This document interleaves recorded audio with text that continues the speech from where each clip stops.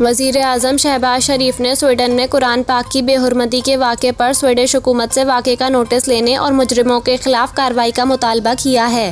वाक़े काबीना के इजलास से खिताब करते हुए वज़ीर आज़म शहबाज शरीफ ने कहा कि स्वीडन से हमारा मुतालबा जायज़ है।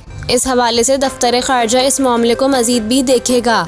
वज़ीर आज़म ने कहा कि पूरी कौम स्वीडन में कुरान मजीद की बेहुरमती की सख्त मजम्मत करती है। स्वीडिश हुकूमत अपने मुल्क में कुरान पाक की बेहुरमती का नोटिस ले और मुजरिमों के खिलाफ कार्रवाई करे। स्वीडन के दारुल हुकूमत स्टॉकहोम की मस्जिद के बाहर ईद उल अज़हा के रोज कुरान पाक को नजर आतिश करने और बेहुरमती का वाक़या पेश आया था। गैर मुल्की खबर रसा इदारे के मुताबिक स्टॉकहोम की पुलिस ने इराक से ताल्लुक रखने वाले शहरी को कई बार कुरान पाक नजर आतिश करने की इजाज़त देने से इनकार किया था, लेकिन मुकामी अदालत ने पुलिस के फैसले को आज़ादी इजहार राय के खिलाफ करार दिया।